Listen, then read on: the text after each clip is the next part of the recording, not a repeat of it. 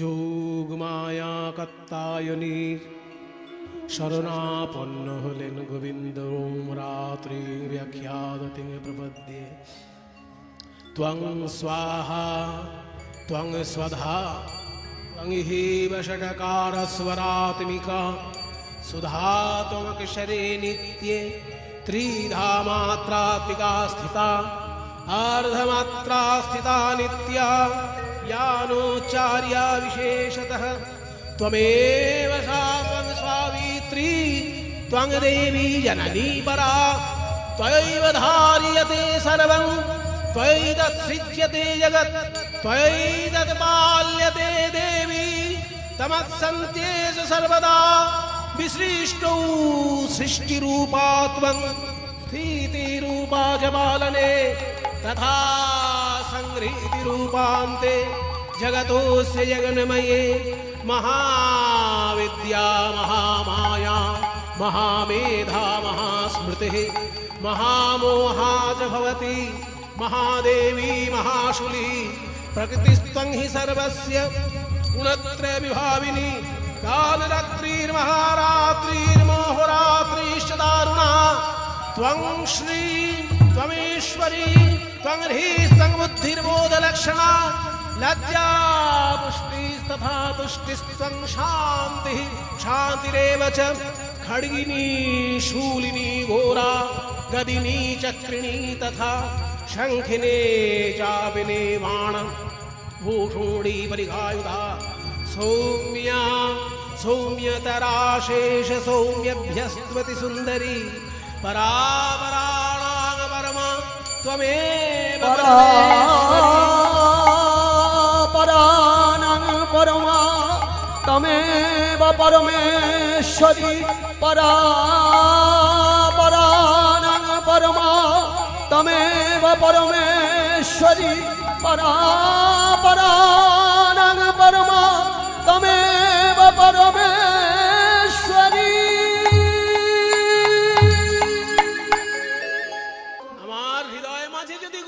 থাকে আমি পুষ্পাঞ্জলি হয়তো দিতে পারবো না, কিন্তু চোখ বন্ধ করলেই তো তাকে দেখতে পাবো। কৃষ্ণ বলে, যমুনা তুমি যদি তোমার হৃদয়ে আমাকে লুকিয়ে রাখো তুমি একা আমাকে দেখতে পাবে, কিন্তু আমি যদি বাইরে না যাই তাহলে ওই কংসের অত্যাচারে অত্যাচারে মুনি ঋষিগণ অতিষ্ঠ হয়ে উঠবেন, লক্ষ লক্ষ ভক্ত আমার বিরহে ক্রন্দন করবে। তা কি তোমার ভালো লাগবে? না গোবিন্দ, কিন্তু আমি যে তোমাকে ছাড়া থাকতে পারবো না, এত বছর তোমার জন্য অপেক্ষা করেছি। শোনো যমুনা, তুমি আজকে যদি আমাকে ছেড়ে দাও, আমি তোমাকে কথা দিচ্ছি আমি যখন নন্দালয়ে যাব, ধীরে ধীরে বড় হব, কোনো একটা সময়ে তোমার জলে এসে অষ্ট সখী সঙ্গে করে রাধা রানীকে সঙ্গে নিয়ে তোমার জলে নৌকা বিলাস করব এবং জলকেলি করে তোমার মনোবাসনা পূর্ণ করব। যমুনা কেঁদে বলে, হে গোবিন্দ তাই হোক, প্রভু তাই হোক। এত বছর যখন কেঁদেছি, আরো কয়েকদিন না হয় কাঁদবো, তুমি যুগল রূপেই দেখা দিও, যুগল রূপেই দেখা দিও, এই যমুনার নীল জলে যুগল রূপেই দেখা দিও, আমার যমুনার নীল জলে যুগল রূপেই দেখা দিও। ওই অষ্ট সখী সঙ্গে করে দেখে নয়ন সফল হবে, অষ্ট সখী সঙ্গে করে দেখে নয়ন সফল হবে, অষ্ট সখী সঙ্গে করে যুগল রূপেই দেখা দিও।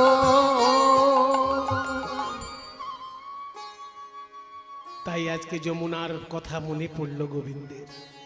আমি তো জন্মদিনে কথা দিয়েছিলাম যমুনাকে যে যুগল দর্শন করাবো। আমি তো সেই কৃষ্ণ, এই তো সেই যমুনা, কিন্তু গোপীদেরকেই আনবো কি করে? নৌকা তো আমাদের নেই, আমি তো আর নৌকা চালাই না। তখনকার দিনে যারা যে কাজটি করত, বংশানুক্রমে তারাই সেই কাজটি করত। যেমন ব্রাহ্মণের কাজ হচ্ছে সমদাম তপ শৌচ খান্তি রাজ্য বিবচ জ্ঞানং বিজ্ঞানম আস্তিক্যং ব্রহ্মধর্ম স্বভাবজ। ব্রাহ্মণের থাকে 9টি গুণ আর 6টি কর্ম, ওই জন্য বলা হয় নবগুণে ব্রাহ্মণ। 9টি গুণ থাকতে হবে ব্রাহ্মণের। সম মানে শান্ত ভাব, দম মানে ইন্দ্রিয় সংযম, তপ মানে তপস্যা, শৌচ মানে পবিত্রতা, ক্ষান্তি মানে ক্ষমা, আর্জবম মানে সরলতা, জ্ঞানম মানে শাস্ত্রজ্ঞান, বিজ্ঞানম মানে শাস্ত্রের ঊর্ধ্বে অতীত জ্ঞান, এবং আস্তিক্যম মানে বিশ্বাস। এই 9টি গুণ থাকলে তবে ব্রাহ্মণ। আর তার কর্ম হচ্ছে 6টি। কি কি না? অধ্যাপনম অধ্যয়নম, যজনম ইয়াজনম তথা দানং প্রতিগ্রহশ্চৈব ব্রাহ্মণানাং ষটকর্ম। এই যে ব্রাহ্মণদের 6টি কর্ম কি কি না? অধ্যাপনা অর্থাৎ কাউকে পড়ানো এবং নিজেও পড়া, তারপরে পুজো করা এবং পুজো করানো, দান গ্রহণ করা, আবার দান করা। দান শুধু গ্রহণ করলেও হবে না, দান করতেও হবে। তাহলে এই যে ব্রাহ্মণের কর্ম ব্রাহ্মণ তখনকার দিনে করত। ক্ষত্রিয়ের কর্ম হচ্ছে 7টা: শৌর্য, তেজ, ধৃতি, দাক্ষ্যং, যুদ্ধে চাপিয়ে পলায়নম, দানম, ঈশ্বর ভাবশ্চ, খাদ্যধর্ম স্বভাবজ। ঠিক তেমনি বৈশ্যের কাজ ছিল 3টে: কৃষি, গৌরক্ষা, বাণিজ্যম, বৈশ্য ধর্ম স্বভাবজম। চাষবাস করা বৈশ্যের কাজ ছিল। এখনকার দিনে অন্যরকম হয়ে গেছে সব। এখন যদি কেউ চাষবাস করে তাকে শূদ্র বলা হয়, কিন্তু না, আগেকার দিনে বৈশ্যদের কর্ম ছিল চাষবাস করা। কাজেই কৃষি, গৌরক্ষা, বাণিজ্যম অর্থাৎ চাষবাস করা, গরু বাছুর পালন করা এবং ব্যবসা করা, এই 3টে হচ্ছে বৈশ্য জাতির কাজ। তাই শ্রীকৃষ্ণ ওই 3টে কাজই দেখুন শ্রীকৃষ্ণের পরিবারে ছিল। চাষবাস করার জন্য বলরামের কাঁধে লাঙল থাকত, আর গরু চড়ানোর জন্য কৃষ্ণের কাছে বাঁশি আছে, হাতে লাঠি আছে, আর ব্যবসা করার জন্য নন্দরাজা মাঝে মাঝে মথুরায় যেতেন। তাই এই 3টেই কাজ কর্ম পালন করতেন শ্রীকৃষ্ণ, বৈশ্য ধর্ম পালন করতেন। আর যখন তিনি মথুরায় চলে গেলেন, জানলেন যে বসুদেব আমার পিতা, তখন থেকে তিনি ক্ষত্রিয় ধর্ম পালন করা শুরু করলেন। দুটোই পালন করেছেন শ্রীকৃষ্ণ, বৈশ্য এবং ক্ষত্রিয় ধর্ম। তাই বলছি নৌকা চালানো তো আমার কাজ নয়, আমি নৌকা কোথায় পাবো? তাই হে যোগ মায়া, তুমি আমাকে নৌকা দয়া করে এনে দাও। তাই যোগ মায়ার শরণাপন্ন হলেন শ্রীকৃষ্ণ। তো বড় একটা পরিবার। এখনকার দিনের প্রজন্মে এগুলো ভাবাই যায় না। আমাদের যেমন আমরা 4 ভাই 3 বোন, আমার জামাইবাবুরা আবার 7 ভাই 2 বোন, এরকম বড় বড় পরিবার। জনসংখ্যা ভারতবর্ষের ক্ষেত্রে আশীর্বাদ হয়ে উঠত যদি প্রত্যেকটি মানুষ নিজের সম্পর্কে একবার সচেতন হতো। আমরা আমাদের সম্পর্কে সচেতন নই বলেই জনসংখ্যা আমাদের কাছে একটা অভিশাপ। হ্যাঁ বলুন।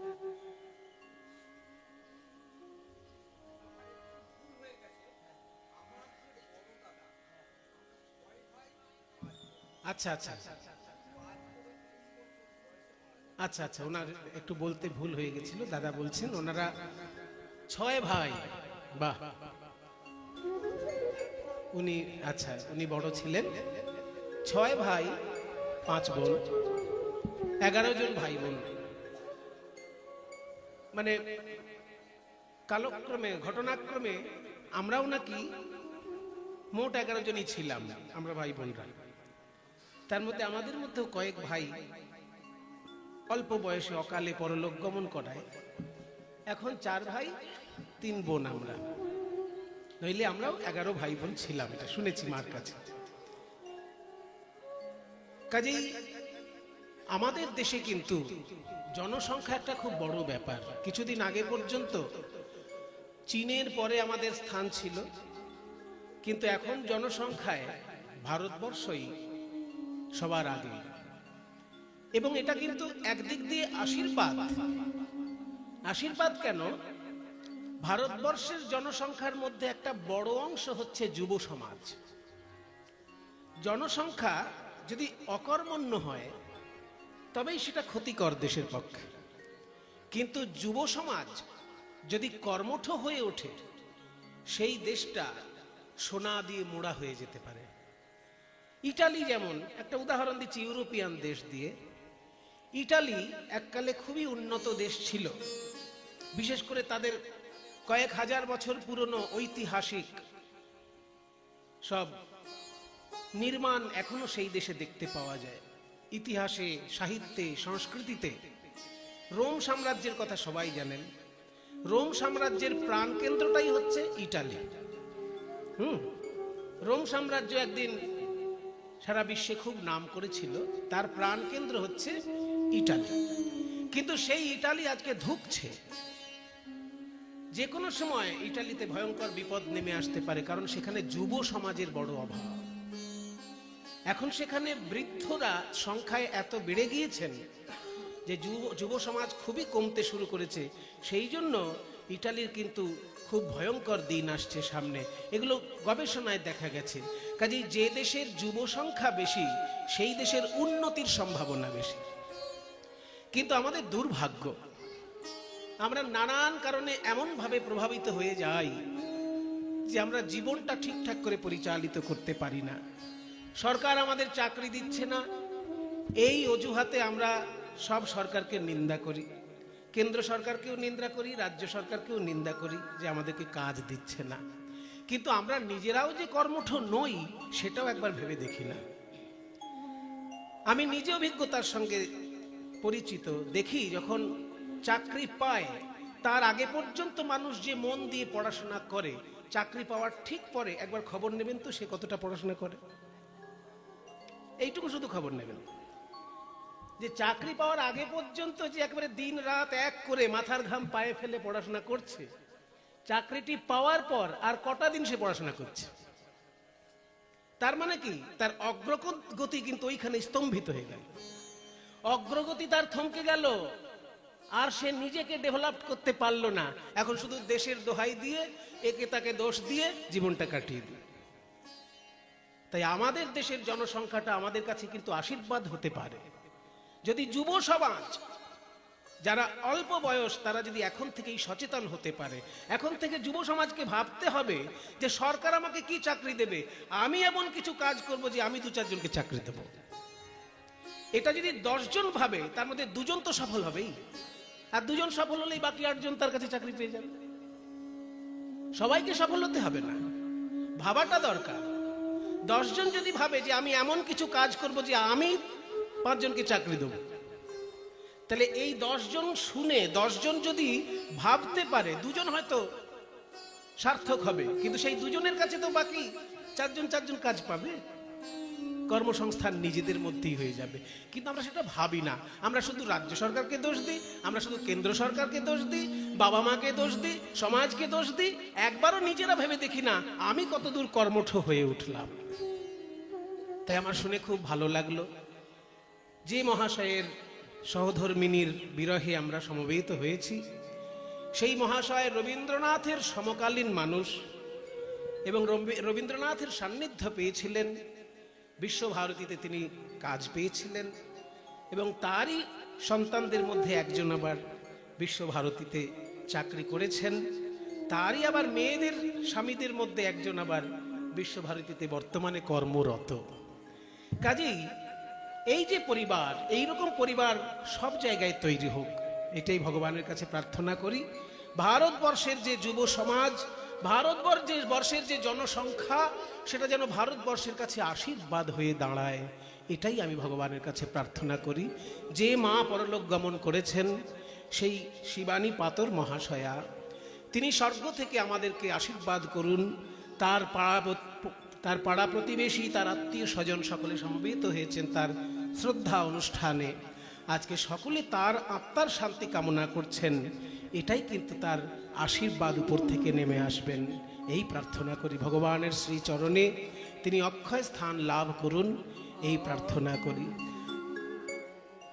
আর একটা কথা শ্রীমদ্ ভগবদ গীতায় বলেছে, মৃত্যু হয় দেহের, আত্মার কিন্তু মৃত্যু হয় না। যদি আমাদের মা পরলোক গমন করেন, যদি আমাদের বাবা পরলোক গমন করেন, পরলোক গমন করে তার দেহটা, তার আত্মা কিন্তু পরলোক গমন করে না। তার দেহটা ভস্মীভূত হয়ে যায়, আত্মা কিন্তু ভস্মীভূত হয় না, আত্মাই যায় ভগবানের চরণে। আত্মা যদি কর্মফল বাকি থাকে আবার তাকে জন্মগ্রহণ করতে হয়। তাই শ্রীমদ্ ভগবদ গীতায় বলেছে, বাসাংসে জীর্ণানি যথা বিহায় নবানি গৃহণাতি নরোপরাণি তথৈব শরীরাণি বিহায় জীর্ণানি अन्यानि संयाति नवानि देहि। শ্রীমদ্ ভগবদ গীতা পৃথিবীর মধ্যে একটা আশ্চর্য গ্রন্থ। প্রত্যেকটি সনাতন ধর্মাবলম্বীর বাড়িতে এই গ্রন্থ অবশ্যই থাকা দরকার।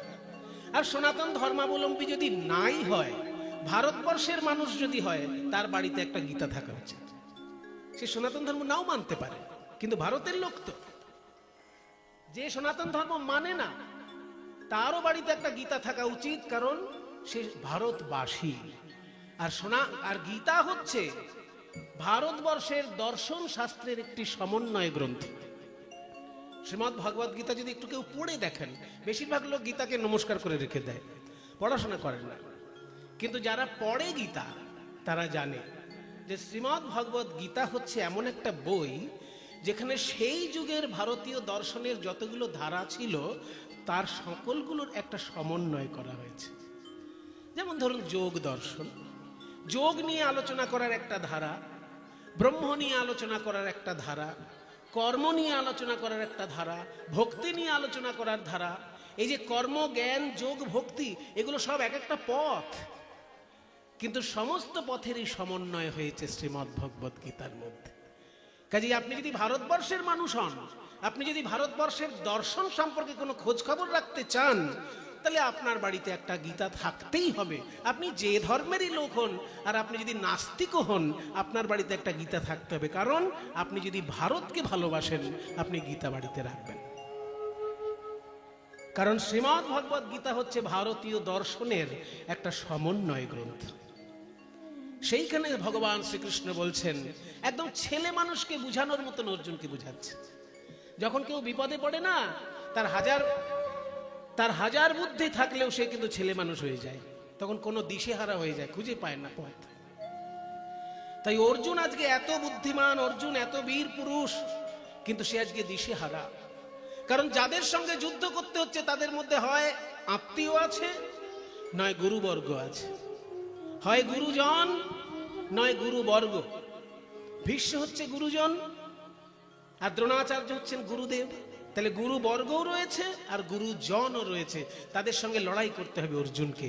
এই জন্য দিশেহারা হয়ে গেছে অর্জুন। তখন ভগবান শ্রীকৃষ্ণ বুঝাচ্ছেন, দেখো, ন্যায়ের পক্ষে থেকে তুমি যদি যুদ্ধ করো, বিপরীতে যেই থাক, তোমার পাপ পুণ্যের চিন্তা করার দরকার নেই, আমি তার দায়িত্ব নিলাম।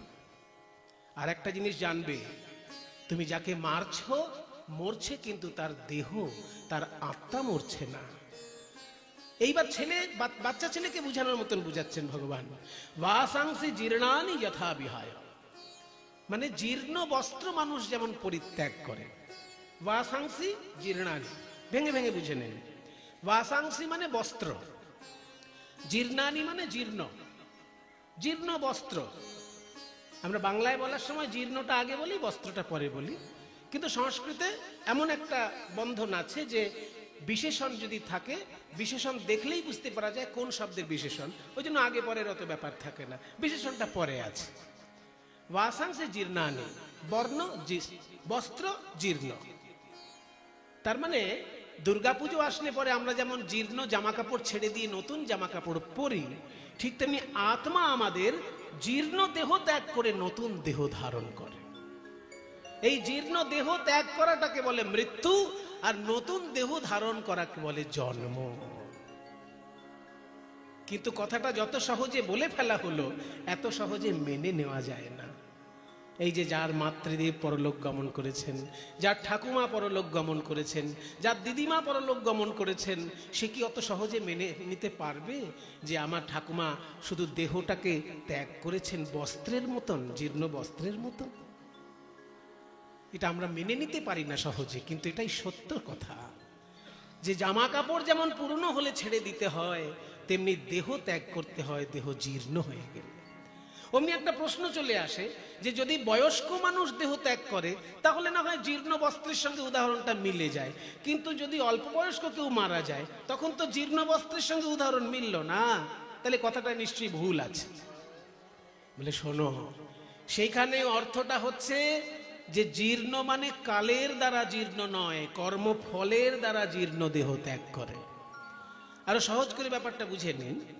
যদি কেউ মিলিটারিতে চাকরি পায় তাহলে মিলিটারি থেকে সে পোশাক পায়, কিন্তু মিলিটারির চাকরিতে যখন তার রিটায়ারমেন্ট ঘটে তখন কিন্তু ওই সরকারি পোশাক তাকে অফিসে জমা দিয়ে আসতে হয়।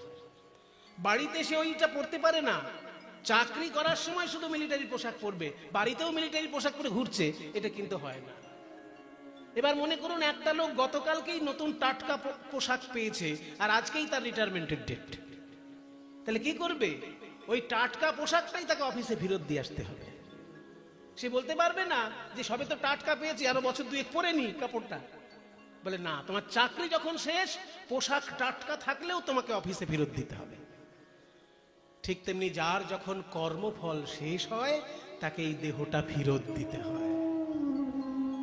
বয়স তার যাই হোক, যখনই কর্মফল তার শেষ হবে এই দেহটা এই জগতে রেখে যেতে হবে। তাই যে মা আমাদেরকে আশীর্বাদ করার জন্য পরলোক গমন করেছেন সেই মায়ের চরণে আমরা সবাই নমস্কার জানাই। তার আত্মীয় স্বজন তার আশীর্বাদে সবাই সুখে থাক, তার এই পরিপূর্ণ পরিবার আরো সমৃদ্ধি লাভ করুক, এই প্রার্থনা ভগবানের চরণে জানাই। আজকে দেখি গৌরাঙ্গ মহাপ্রভুর ভাবটি কেমন, তারপর রাধাকৃষ্ণ লীলায় আমরা প্রবেশ করব। গৌরাঙ্গ মহাপ্রভু আজকে ঘোষণা করে দিলেন যে আজকে আমার নৌকায় যদি কেউ পারাপার করে তাকে 1 পয়সাও পারের কড়ি দিতে হবে না। এবার বিনা পয়সার ঘোষণা যদি কেউ করে বাবা, দেখবেন সেখানে কাতারে কাতারে লোক চলে আসে। সে যে বলে না যে বিনামূল্যে যদি পাওয়া যায় তাহলে কিল চড়ও ছাড়তে নেই, মানে কিল চড়ও যদি পাওয়া যায় বিনামূল্যে সেটাও নিয়ে নাও। তা বিনামূল্যে আজকে ঘোষণা করে দিয়েছে যে যারা যারা নৌকায় পার হবে তাদের পয়সা লাগবে না। আর তাই শুনে কাতারে কাতারে মানুষ এসে নৌকায় ভরে গিয়েছে আর মহাপ্রভু কীর্তন শুরু করেছেন। কিন্তু আশ্চর্য ব্যাপার, এই হাজার হাজার লোকের দিকে না তাকিয়ে মহাপ্রভু একজনের দিকে তাকিয়ে গান গাইছেন। কে সেই ভাগ্যবান যার দিকে তাকিয়ে মহাপ্রভু গান গাইছেন? বলি প্রিয় গদাধর সঙ্গে পুরব রঙ্গে, ওই প্রিয় গদাধর সঙ্গে পুরব রঙ্গে, প্রিয় গদাধর সঙ্গে পুরব রঙ্গে। আজ নৌকায় বসিয়া বসিয়া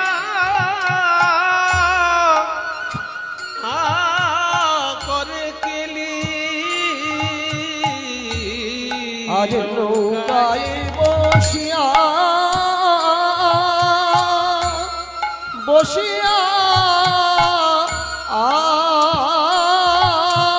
করে কেলি। 50 জনের নৌকায় যদি 100 লোক উঠে যায় তাহলে নৌকাটার কি অবস্থা হবে বাবা? ডুবু ডুবু হবে না? এবার ওই যে বিনা পয়সার লোভে তো মানুষ ছুটে এসেছে নৌকার উপর, তাই কাতারে কাতারে লোক যখন বসে গেছে নৌকা তখন টলমল ডুবু ডুবু করছে। আর সেই সময় ছেড়েছে ঝোড়ো হাওয়া। আর মনে করুন যারা নৌকার ধারে ধারে বসে আছে তাদের কি অবস্থা? যেই একবার জল উঠে আসে, ওরে বাবা, ওরে বাবা, ওরে বাবা। যে মনে করুন জীবনে হরিবোল বলেনি, সেও আজকে প্রাণে বাঁচার জন্য বলছে হরিবোল, হরিবোল, হরিবোল। ডুবু ডুবু করে না, কার সঙ্গে বহায়ে সমবায়। ডুবু ডুবু করে না, বহয়ে সমবায়। ডুবু ডুবু করে না, ওই বহয়ে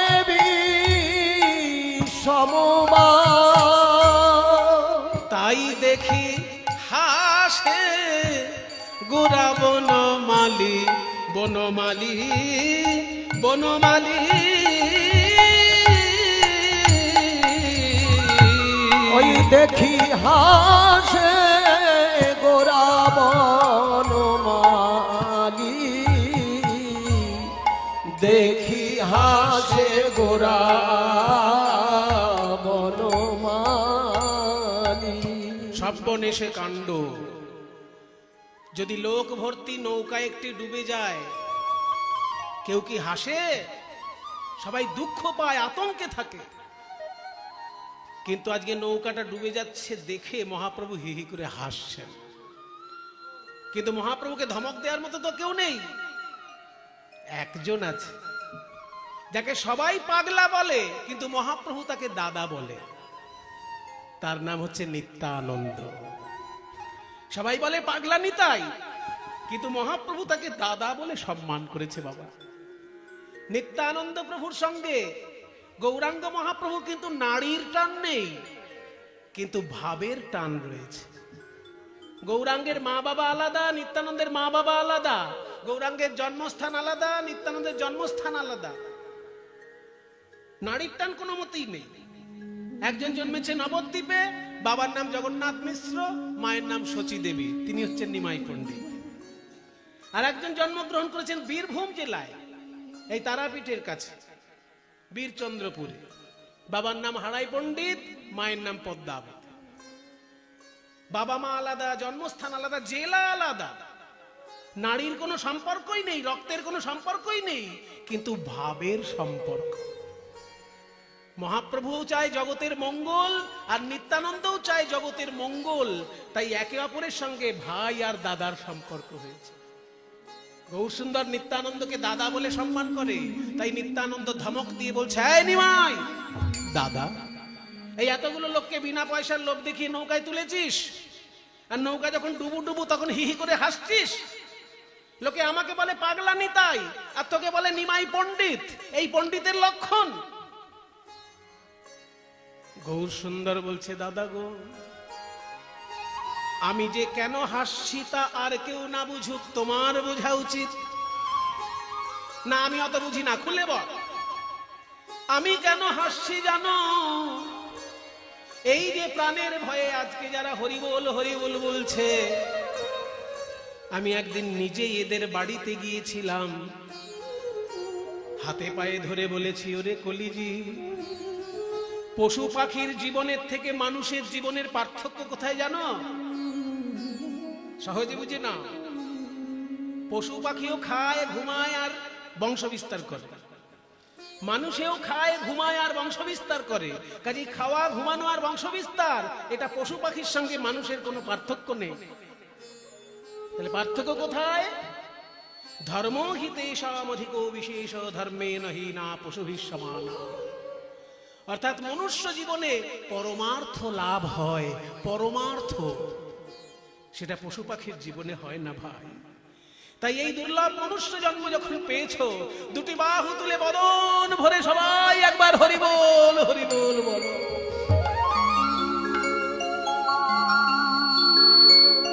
আজকে আপনারা কতজন হাত তুলে হরিবোল বললেন? এই কথাটা আপনারা বুঝতে পেরেছেন। আর মহাপ্রভু আমার থেকে আরো অনেক ভালো করে বুঝিয়েছেন। তবুও কিছু লোক তখন হরিবোল বলেনি। তাই মহাপ্রভু একটা বুদ্ধি খাটিয়েছেন, যে বিনা পয়সার লোভ দেখিয়ে লোকগুলোকে নৌকায় তুলবো, আর যখন নৌকা ডুবু ডুবু হবে তখন যারা হরিবোল বলেনি তারাও প্রাণের ভয়ে হরিবোল বলবে। আর সেই কাণ্ডটাই ঘটেছে চোখের সামনে। আমার তাই হাসি পেয়েছে, আমার তাই হাসি পেয়েছে, তাই হাসি পেয়েছে, তাই হাসি পেয়েছে। এরা প্রাণের ভয়ে হরি বলছে, তাই হাসি পেয়েছে। এরা প্রাণের ভয়ে হরি বলিছে, তাই হাসি পেয়েছে। এরা প্রাণের ভয়ে হরি বলছে। যেদিন পায়ে ধরেছি কেউ বলে না, প্রাণের ভয়ে হরি বলছে। পায়ে ধরেছি কেউ বলে না, প্রাণের ভয়ে হরি বলিছে। পায়ে ধরেছি কেউ বলে না, প্রাণের ভয়ে হরি বলিছে। পায়ে ধরেছি কেউ বলে না, প্রাণের ভয়ে হরি বলিছে, তাই হাসি পেয়েছে। দেখি হাসে গোরা বনমালী। কারোর চোখের সামনে যদি একটা নৌকা ডুবে যায়, সে লোকটা কি করবে? সে যদি নদী তীরে দাঁড়িয়ে থাকে, সে যদি ভালো সাঁতার জানে তাড়াতাড়ি ঝাঁপিয়ে পড়ে দু চারজনকে বাঁচানোর চেষ্টা করবে। আর যদি তার সাঁতার ভালো জানা না থাকে, সে নদী তীরে দাঁড়িয়েই হাত তুলে ঠাকুরকে ডাকবে না, ঠাকুর ওই দেখো নৌকা ডুবে যাচ্ছে, রক্ষা করো ঠাকুর, ওদেরকে রক্ষা করো। আজকেও নবদ্বীপে তাই ঘটছে। মহাপ্রভুর নৌকা ডুবে যাচ্ছে মনে করে গঙ্গার দুই পাড়ে কাতারে কাতারে লোক সমবেত হয়েছে, তারা হাত তুলে ভগবানকে ডাকছে, হরিবোল হরিবোল বলছে হাত তুলে দুই পাড়ে। তার মানে নৌকায় যারা আছে তারা প্রাণের ভয়ে হরি বলছে, আর নদীর পাড়ে যারা আছে তারা বাঁচানোর উদ্দেশ্যে হরিবোল বলছে। হরি সবাই বলছে, এটাই তো মহাপ্রভু চেয়েছিলেন। ঘন ঘন হরি বল কেহ করে উতরল, ঘন ঘন হরি বল কেহ করে ঘন ঘন হরি বল কেহ করে উতরল, ঘন ঘন হরি বল কেহ করে উতরল, ঘন ঘন হরি বল কেহ করে উতরল। কুলে নদী আর লোক দেখে, দুকুলে নদী আর লোক দেখে, দুকুলে নদী আর লোক দেখে। ভুবন মোহন নাইয়া দেখিয়া বিবশ ওই হইয়া, ভুবন মোহন নাইয়া দেখিয়া বিবশ হইয়া, ভুবন মোহন নাইয়া দেখিয়া বিবশ হইয়া। যুবতী ভুলিল লাখ লাখে, যুবতী ভুলিল লাখে লাখে। সুরধুনী তীরে দণ্ডায়মানা নদিয়া নাগরিগণ একে অপরকে বলছে, ওরে সজনী, এই নবদ্বীপে জন্মে অনেক নাবিক তো দেখলাম, কিন্তু এমন নাবিক দেখি নাই। এমন নাবিক দেখি নাই, না না না, এমন নাবিক দেখি নাই, এমন নাবিক দেখি নাই। জনমিয়ে নবদ্বীপে এমন নাবিক দেখি নাই। জনমিয়ে নবদ্বীপে এমন নাবিক দেখি নাই। নাবিককে ডাকতে হয়, সে নৌকা নিয়ে আসলে তবে পার হওয়া যায়, কিন্তু গৌর হরি আমার এমন নাবিক, হা গৌর বলে ডাকলে পরেই ভব নদী অনায়াসে পার হওয়া যায়। তাই এমন নাবিক দেখি নাই, এমন নাবিক দেখি নাই। এমন নাবিক আছে বলেও শুনি নাই, যার নাম নিলেই পার এমন হয়, নাবিক আছে বলেও শুনি নাই। নাম নিলে এমন নাবিক আছে বলেও শুনি নাই। যার নাম নিলে এমন নাবিক আছে বলেও শুনি নাই। যার নাম নিলে এমন নাবিক আছে বলেও শুনি নাই। যার নাম নিলেই এমন পার হয়, নাবিক আছে বলেও শুনি নাই। যার নাম নিলেই পার হয়। এমন নাবিক দেখি নাই। যুবতী ভুলিল লাখে লাখে, আহা যুবতী ভুলিল লাখে লাখে, যুবতী ভুলিল লাখে লাখে। জগজনচিত চোর গৌর সুন্দর মন, জগজনচিত চোর গৌর সুন্দর মন, যা করে তাহাই পর দেখো। জগজনচিত চোর গৌর সুন্দর মন, যা করে তাহাই পর দেখো। গৌরাঙ্গ মহাপ্রভু যে লীলা করছেন তা পরতেখ, মানে প্রত্যক্ষ। এমন নয় যে 500 বছর আগে মহাপ্রভু নৌকায় হরিবোল হরিবোল করেছেন, তা নয়, এখনো করছেন। এখনো যেইখানে হরি সংকীর্তন হচ্ছে, জানবেন মহাপ্রভুর সেখানে লীলা হচ্ছে। এখনো যেইখানে হরি সংকীর্তন হচ্ছে, জানবেন মহাপ্রভুর কৃপা সেখানে একদম বন্যা বইছে। যেখানেই সংকীর্তন, যেখানেই প্রেমের বন্যা, সেখানেই মহাপ্রভু। লীলায় আজও তো ঘটে ভাই, লীলা আজও তো ঘটে ভাই। যেই লীলা করে নদের নিমাই আজও তো ঘটে ভাই। যে লীলা করে নদের নিমাই আজও তো ঘটে ভাই। যেই লীলা করে নদের নিমাই আজও তো ঘটে ভাই। যে লীলা করে নদের নিমাই আজও তো ঘটে ভাই। যেই লীলা করে নদের নিমাই ভাগ্যবানে দেখতে পায়। যেই লীলা করে নদের নিমাই, ভাগ্যবানে যেই দেখতে যেই পায়, লীলা করে নদের নিমাই, ভাগ্যবানে যেই দেখতে যেই পায়, লীলা করে নদের নিমাই, ভাগ্যবানে যেই দেখতে যেই পায়, লীলা করে নদের নিমাই, ভাগ্যবানে দেখতে লীলা পায়। আজও তো ঘটে ভাই। অদ্যাপিও সেই লীলা করে গোরারা, কোন কোন ভাগ্যবানে দেখিবারে পায়।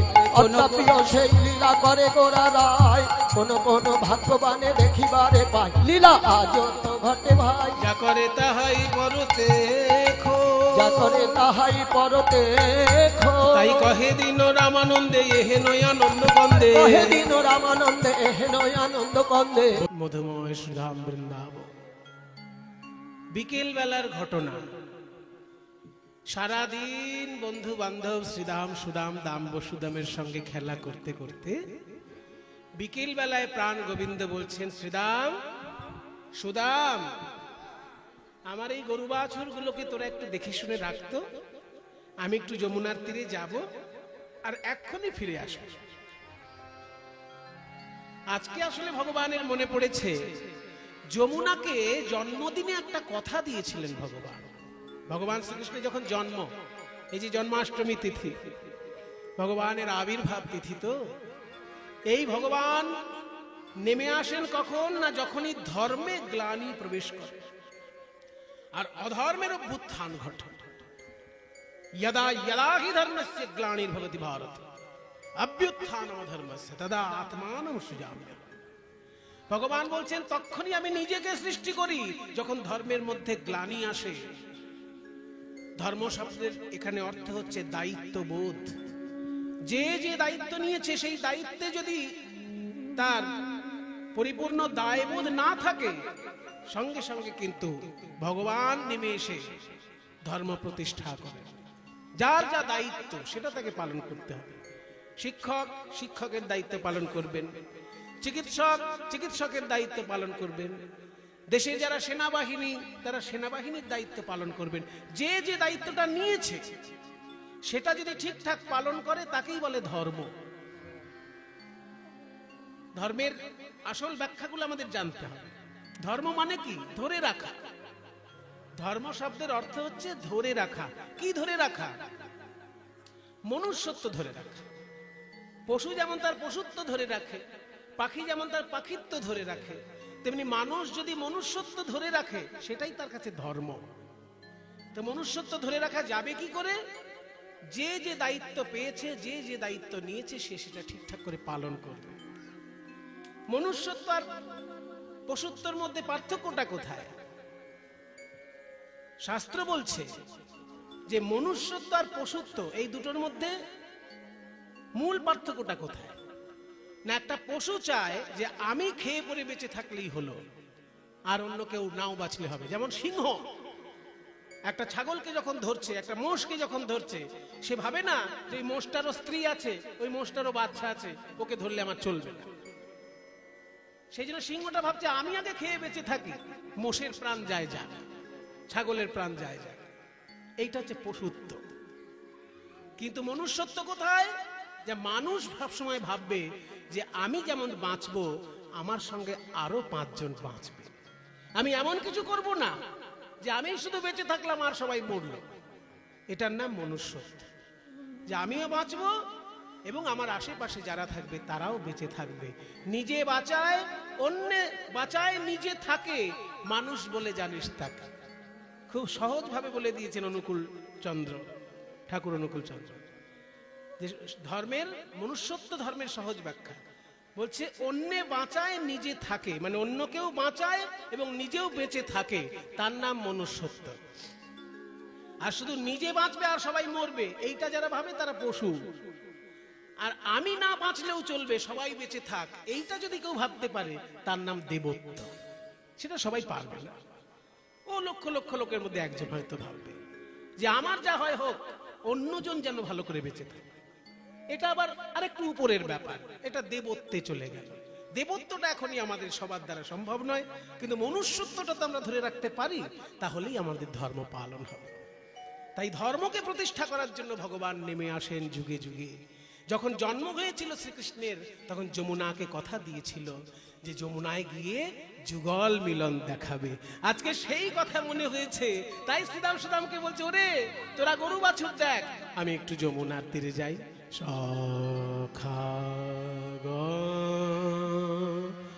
সখাগণ সঙ্গ ছড়ি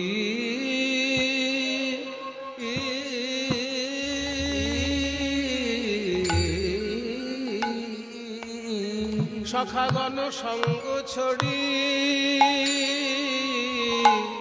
ছড়ি যদুনা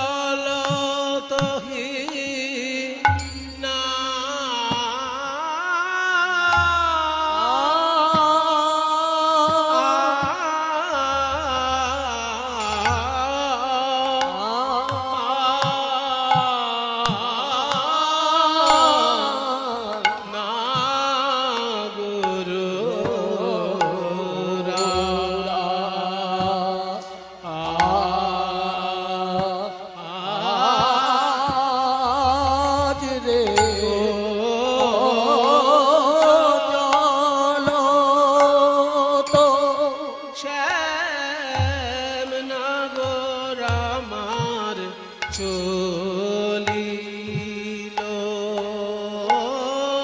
রে যমুনা শ্যাম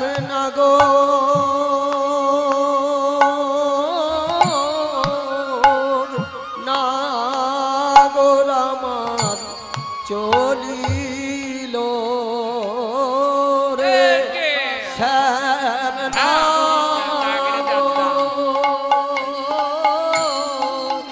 নাগর আমার চলিল রে যমুনার মন বাসনা পুরাইতে নাগর আমার চলিল রে মন বাসনা নাগর আমার চলিল রে অধরে মুরলি লয়ে নাগর আমার চলিল রে ধরে মুরলি লয়ে নাগর আমার চলিল রে যমুনার তীরালো করে নাগর আমার চলিল রে যমুনার তীর আলো করে নাগর আমার চলিল রে ত্রিভঙ্গ বঙ্কিম ঠামে নাগর আমার চলিল রে ঠামে নাগর আমার চলিল রে বাইরে কত ভঙ্গি করে নাগর আমার চলিল রে কত ভঙ্গি করে নাগর আমার চলিল রে অধরে মুরলি লয়ে নাগর আমার চলিল রে অধরে মুরলি লয়ে নাগর আমার চলিল রে অধরে মুরলি লয়ে নাগর আমার চলিল রে ধরে মুরলি লয়ে নাগর আমার চলিল রে যমুনার তীরালো করে নাগর আমার চলিল রে যমুনার তীরালো করে নাগর আমার চলিল রে যমুনার তীরালো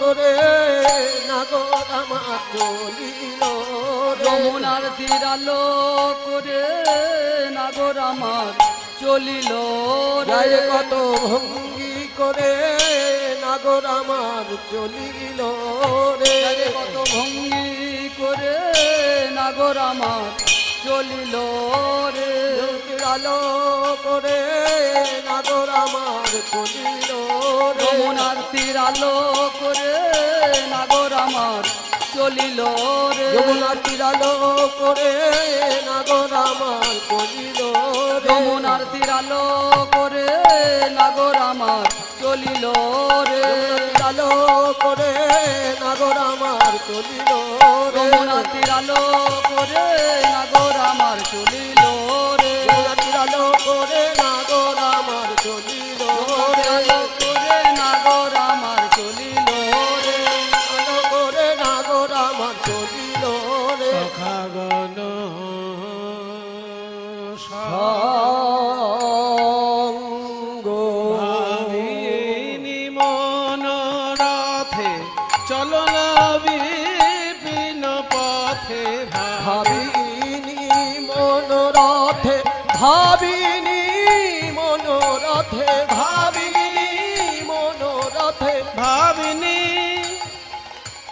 ভাবিনি মনোরথে ভাবি মনোরথে চলল বিপিন পথে সাধিতে মনোমথ কাজ রে।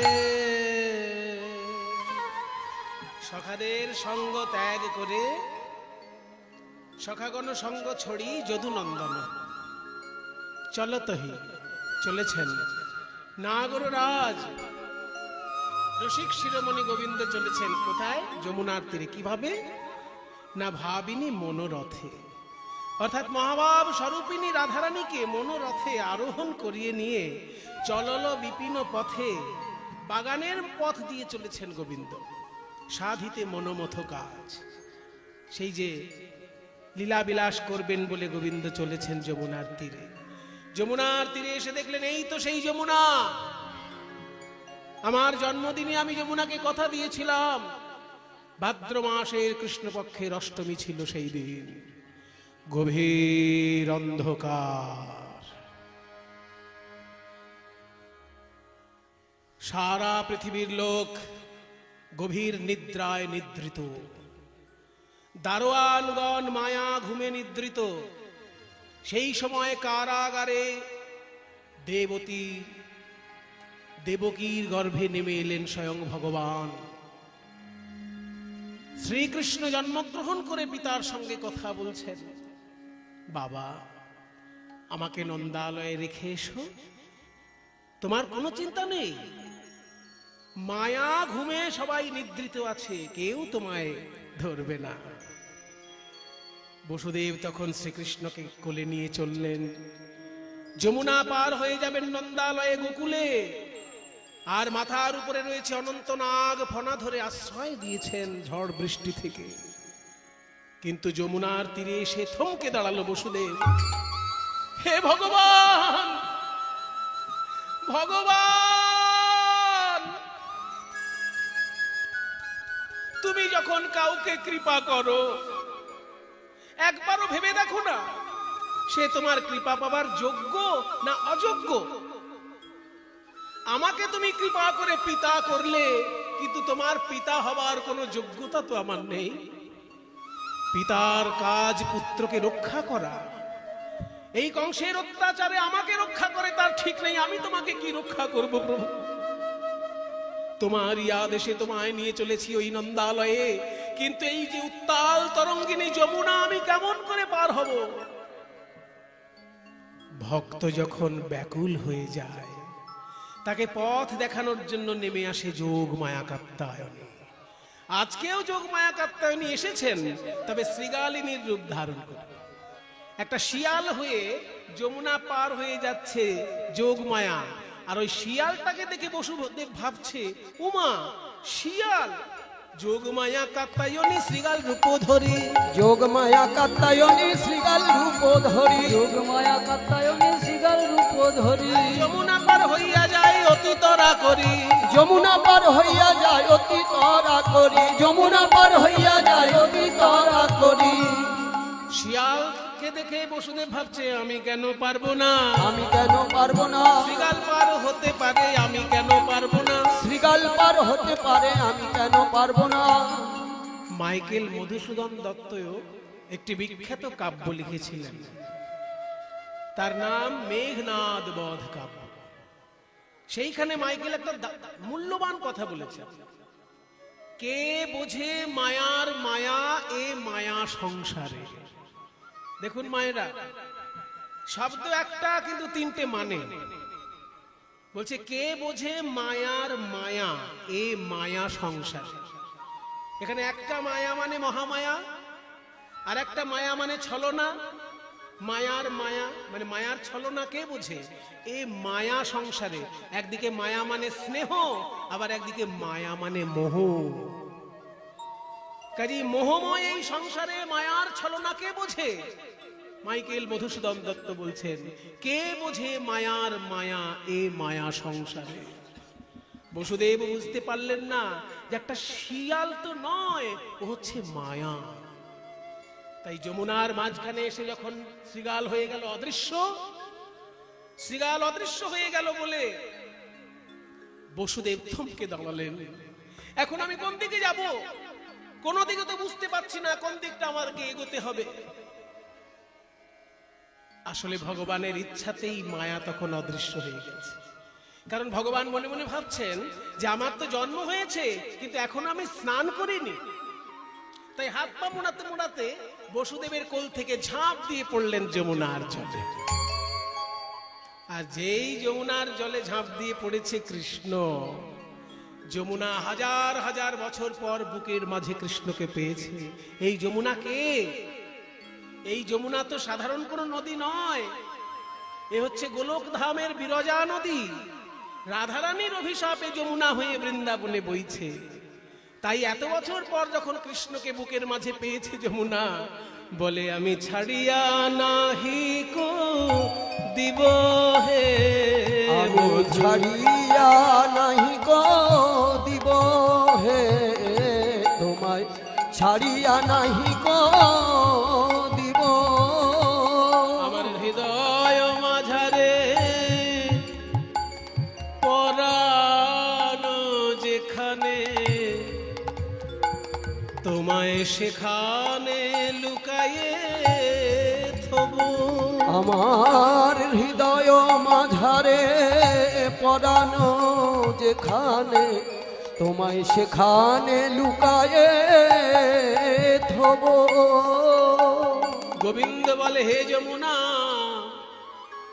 তুমি যদি হৃদয়ে মাঝে আমায় লুকাইয়ে রাখো, তাহলে তুমি তো আমার পায়ে পুষ্পাঞ্জলি দিতে পারবে না।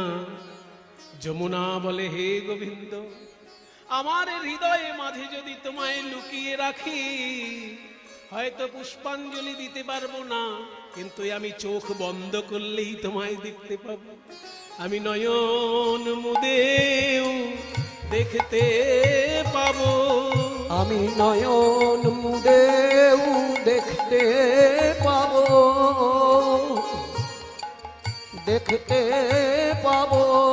আমার উপাসনার মূর্তিখানি নয়ন মুদেও দেখতে পাবো। আমার উপাসনার মূরতি খানি আমি নয়ন মুদেও দেখতে পারবো। গোপাল, মা তুমি এসেছো? মা তুমি ডাকলে আমি না এসে থাকতে পারি? মা এসেছো যখন আমাকে একটা সুন্দর করে নৌকা বানিয়ে দাও, আমি একটু যমুনায় নৌকা বিলাস করতে চাই।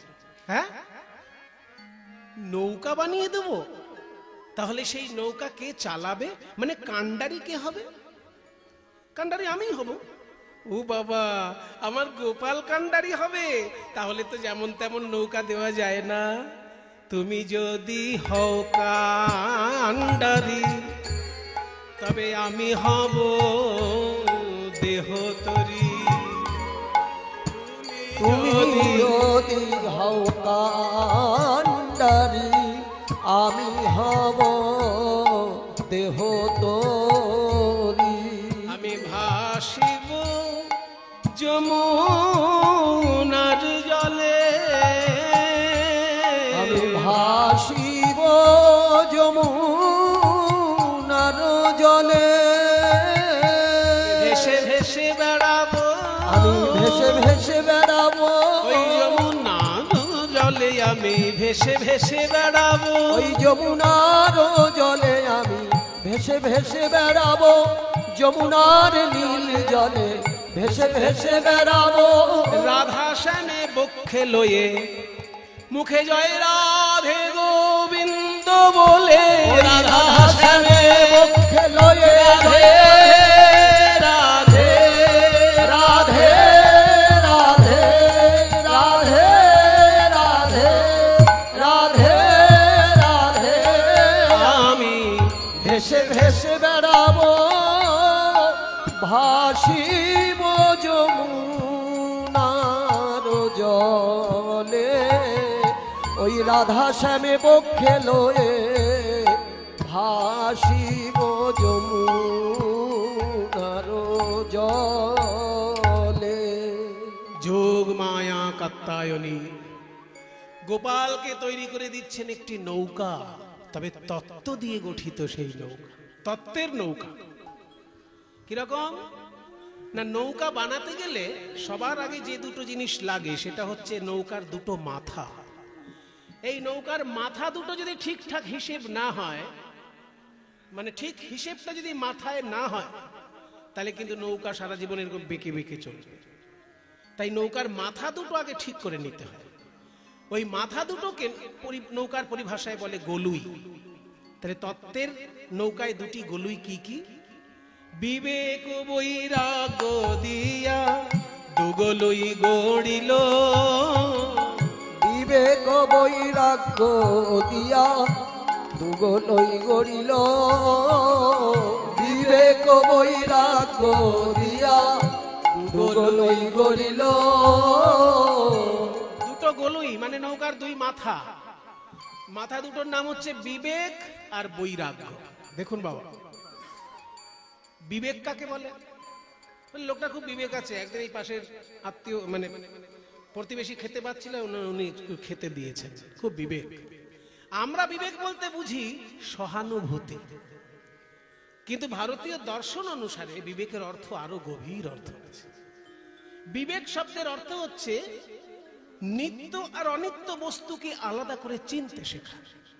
নিত্যানিত্য বস্তু বিচার বিবেক, অর্থাৎ কোনটা নিত্য পদার্থ আর কোনটা অনিত্য পদার্থ এইটা চিনতে শেখার নাম বিবেক। যেমন আমার দেহটা হচ্ছে অনিত্য, একটা সময় জন্ম নিয়েছে, একটা সময় ধ্বংস হবে, কিন্তু দেহের মধ্যে যিনি খেলা করছেন সেই আত্মা, পরমাত্মা, সেই সচ্চিদানন্দময় আত্মা কিন্তু নিত্য। কাজে দেহ অনিত্য, আত্মা নিত্য। এই নিত্য আর অনিত্য বস্তুর জ্ঞানটাকেই বলে বিবেক। এটা একটা মাথা নৌকার। আর একটা মাথা কি না বৈরাগ্য। বৈরাগ্য যদি না থাকে তাহলে কিন্তু সে কোনোদিন বড় হতে পারে না। আপনারা যে কোনো বড় মানুষের খবর নেবেন, দেখবেন তার ভিতরে একটা বৈরাগ্য খেলা করে। আপন বলতে তার তেমন কিছু আসক্তি কোনো কিছুতে থাকে না। কোন বিষয়ের প্রতি আসক্তি থাকলে তাহলে সেটার বৈরাগ্য হলো না। আসক্তি শূন্যতাই হচ্ছে বৈরাগ্য। বিষয়েষু অনাসক্তি। তা বিষয় কাকে বলে? আমরা বিষয় বলতে বুঝি দুতলা বাড়ি, 2 বিঘে জমি, 2 লক্ষ টাকা ব্যাংকে থাকবে, এটা হচ্ছে বিষয়। কিন্তু বিষয় মানে তা নয়, বিষয়ের আরো গভীর অর্থ আছে। আমাদের ইন্দ্রিয়গুলো যাতে আকৃষ্ট হয় তাই হচ্ছে বিষয়। যেমন চোখ আকৃষ্ট হয় রূপে, তাই চোখের বিষয় রূপ। কান আকৃষ্ট হয় শব্দে, তাই কানের বিষয় শব্দ। নাক আকৃষ্ট হয় গন্ধে, তাই নাকের বিষয় গন্ধ। জিহ্বা আকৃষ্ট হয় স্বাদে, তাই জিহ্বার বিষয় স্বাদ। ত্বক আকৃষ্ট হয় স্পর্শে, তাই ত্বকের বিষয় স্পর্শ। এই শব্দ, রূপ, রস, গন্ধ, স্পর্শ, শব্দ, এগুলো হচ্ছে বিষয়। এই জায়গাগুলো থেকে যেদিনকে নিজেকে গুটিয়ে নেওয়া যাবে সেইটা হলো বৈরাগ্য। কত কঠিন ব্যাপার বলুন তো। শুধু মাথা নাড়া করলেই বৈরাগ্য হবে না। এই 5টা জায়গা থেকে গুটিয়ে নিতে হবে নিজেকে। কত কঠিন কাজ। সেইটা হচ্ছে বৈষ্ণব জগতের নৌকার একটা মাথা। একটা মাথা বিবেক, একটা মাথা বৈরাগ্য। আর মাঝ বরাবর যে ধনুকের মতন একটা কাঠ থাকে, সেটার নাম কি? ধৈর্য। ধৈর্য দাঁড়ার উপর খাড়া করিল, ধৈর্য দাঁড়ার উপর খাড়া করিল, ধৈর্য দাঁড়ার উপর খাড়া করিল। প্রাণে ধৈর্য থাকা চাই, প্রাণে ধৈর্য থাকা চাই, বুঝবে যদি প্রাণের কানাই, ধৈর্য থাকা চাই। বুঝবে যদি প্রাণের কানাই, প্রাণে ধৈর্য থাকা চাই। ধৈর্য না থাকলে ভগবানকে কাছে পাওয়া যায়। তাই ধৈর্য হচ্ছে দাঁড়া। এবার তক্তাগুলো যে জুড়বে, তক্তাটা কি? আসক্তির তক্তায়ানি তাহাতে জুড়িল, তাহাতে জুড়িল। আসক্তির তক্তায়ানি তাহাতে জুড়িল, তাহাতে জুড়িল। তক্তাগুলোর নাম হচ্ছে আসক্তি। কিন্তু তক্তাটা জুড়বে কি করে? দেখবেন ইংরেজি অক্ষরের ইউ, ইউ এর মতন দেখতে লোহা পাওয়া যায়, মাথা দুটো ছোচালো থাকে। ওই তক্তা দুটো নিয়ে সেই তক্তা দুটোর মাঝখানে ইউ এর মতন লোহাটা এরকম পুঁতে দেওয়া হয়, আর উল্টো দিক দিয়ে মুড়ে দেওয়া হয়। তক্তাকে কামড়ে রাখে যে লোহাগুলো, এটাকে বলে পাতাম লোহা। তত্ত্বের দিকে সেটা কি? লালসার পাতাম লোহা তাহাতে মুড়িল, তাহাতে মুড়িল। আর লালসার পাতাম লোহা তাহাতে মুড়িল, তাহাতে মুড়িল। লালসা তো যায় না জীবের, লালসা তো যায় না জীবের, জীবের যত পায় তত চায়, লালসা তো যায় না জীবের। যত পায় তত চায়, লালসা তো যায় না জীবের। নৌকার খোল মোটামুটি তৈরি হয়ে গেছে, এবার বসার জন্য যে পাটাতনটা তৈরি করতে হবে তার জন্য চাই আড়াআড়ি কাঠ। আড়াআড়ি কাঠগুলো পিটিয়ে নিতে হবে। একটা আদর্শ নৌকায় 9টি আড়াআড়ি কাঠ থাকে, মাঝখানেরটা সব থেকে বড়, তারপর দুপাশে আস্তে আস্তে ছোট হতে থাকে আড়াআড়ি কাঠগুলো, মাঝখানেরটা বড়, তারপর ছোট হতে হতে দুদিকে 4টে 4টে করে 9খানা কাঠ থাকে। তত্ত্বের দিকে এই 9টি কাঠ কি কি? নববিধা ভক্তি দিয়া 9টি গুড়া দিল, নববিধা ভক্তি দিয়া 9টি গুড়া দিল। নববিধা ভক্তি। বৈষ্ণব জগতের আচার্য প্রহ্লাদ, দৈত্যকুলের শিরোমণি প্রহ্লাদ, তিনি বলেছেন ভক্তি 9 রকমের। কি কি? শ্রবণং কীর্তনং বিষ্ণু স্মরণং পাদসেবনং अर्चनं वंदनं दास्यं सख्यं आत्मनिवेदनम् इति वंशार्पित विष्णु भक्तिश्चन्नवलक्षणा क्रियते भगवती यद्धा तन्मन्येधि तमोत्तमम्। ভক্তি 9 রকমের। এই যে আপনারা কীর্তন শুনছেন, এটা হচ্ছে শ্রবণম, প্রথম ভক্তি। এই যে আমরা কীর্তন গাইছি, এটা হচ্ছে দ্বিতীয় ভক্তি, এর নাম কীর্তন, শ্রবণ কীর্তন। কেউ যদি ধ্যান করে সেটা হচ্ছে স্মরণম। কেউ যদি ঠাকুরের অঙ্গরাগ সেবা করে সেটা হচ্ছে পাদ সেবনম। কেউ যদি পূজা করে সেটা হচ্ছে অর্চনম। কেউ যদি স্তব পাঠ করে সেটা হচ্ছে বন্দনম। কেউ যদি ভগবানকে প্রভু ভাবে আর নিজেকে দাস ভাবে সে হচ্ছে দাস্য ভক্তি। কেউ যদি ভগবানকে বন্ধু ভাবে, যেমন অর্জুন বন্ধু ভেবে ভগবানের সঙ্গে মিশত, কেউ যদি ভগবানকে বন্ধু ভাবে নিজেকেও ভগবানের বন্ধু ভাবে সেটা হচ্ছে সখ্যম।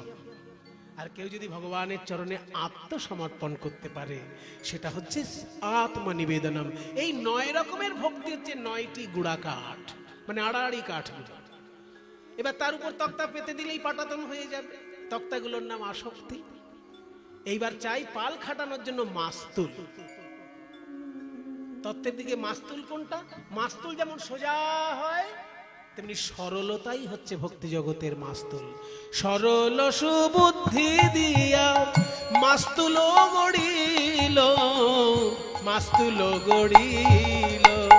সরল সুবুদ্ধি দিয়া মাস্তুল গড়িল, মাস্তুল গড়িল। সরলতাই মাস্তুল।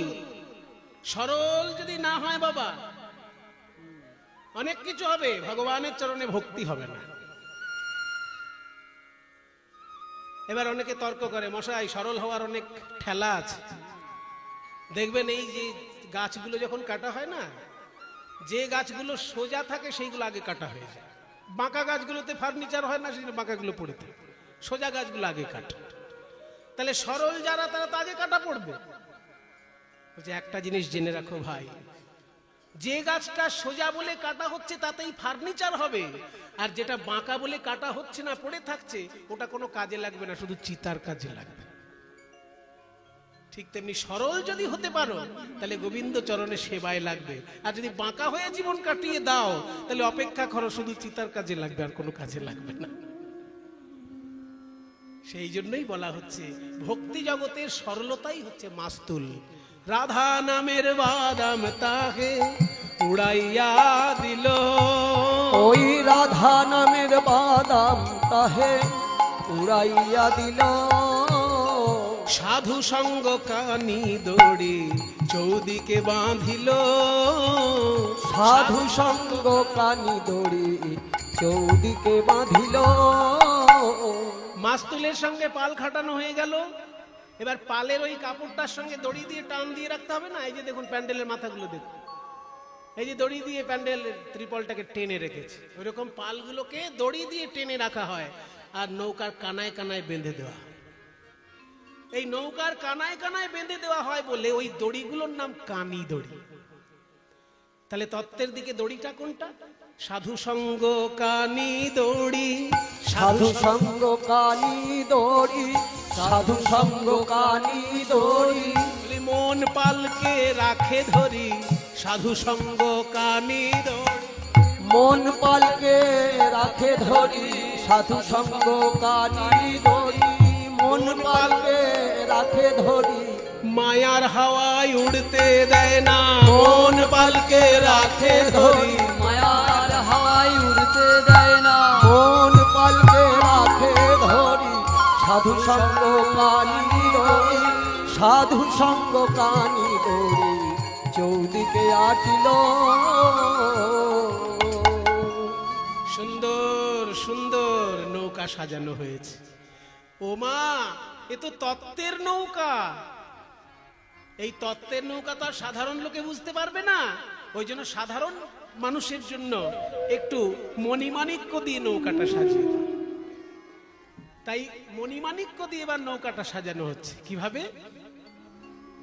সৃজিল তরণী খানি প্রবাল মুকুতা আনি রে। সৃজিল তরণী খানি প্রবাল মুকুতা আনি রে। মাঝে মাঝে হীরার গাঁথনি, মাঝে মাঝে হীরা আর গাঁথুনি। শিখি পুচ্ছে গুঞ্জা ছড়া রজত কাঞ্চনে মোড়া। শিখি পুচ্ছে গুঞ্জ ছড়া রজত কাঞ্চনে মোড়া। ও কেরোয়ালে রজত কিঙ্কিনি, কেরোয়ালে বাজো বলি সাধের তরি সাজা এলো। রজত কাঞ্চন দিয়ে সাধে তরি সাজাইলো। দেখুন নৌকা সাজিয়েছে কি কি দিয়ে, শুনলে চমকে যাবেন। বলছে সৃজিল তরণী খানি প্রবাল মুকুতানি। একটা প্রবাল কিনতে যাবেন তো কত দাম দেখবেন। সোনার দোকানে যাবেন, ওই যে গয়না মণিমাণিক্য যে দোকানে পাওয়া যায় জুয়েলারি, ওই দোকানে গিয়ে দেখবেন প্রবাল কত দাম, আর মুক্ত কত দাম, আর হিরে চুনি পান্নার কত দাম।